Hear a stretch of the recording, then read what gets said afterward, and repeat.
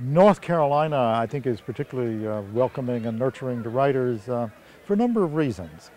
One reason there's so many writers from North Carolina, my generation, is the model of Thomas Wolfe, who was extremely famous and popular in the 1940s and 50s.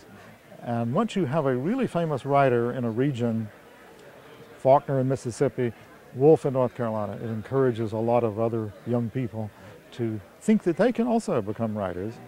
But the state, I think, has encouraged its writers. Its teachers have been great mentors to the writers. My teacher, Fred Chappell at UNC, my teacher, Jesse Rader at UNC Chapel Hill, and Guy Owen at NC State. The Arts Council, there's just a lot of recognition. And when I was a student in Raleigh and Chapel Hill, every Sunday in the Raleigh News and Observer, there would be a feature on a North Carolina writer. Sam Reagan was the editor.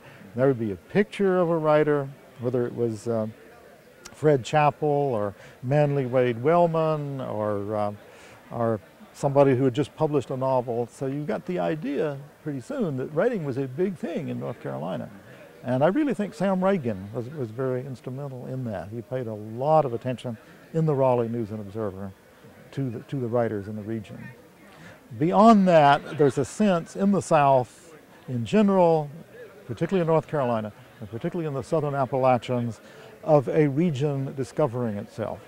In the 19th century, almost all the great writers in American literature were from the Northeast, from New England primarily. There was Edgar Allan Poe. And there were some other writers, but they are not of the stature of Whitman and Melville and Hawthorne, those people. So that in the 20th century you have what is called the Southern Renaissance, which is in the 30s and 40s, and to some extent that has continued. And in my region, and particularly the Southern Appalachians, that Renaissance has been more recent. There has been an explosion of writing about the Southern Appalachian Mountains, set in the mountains.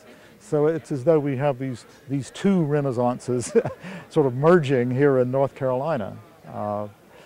But I think there are other explanations for Southern literature and North Carolina literature, such as the oral tradition in both the white and the black community, and the love of language inspired often by reading the Bible and by preaching, and of course by the music, the country music, the bluegrass music, mountain music seems to have inspired a lot of writing also.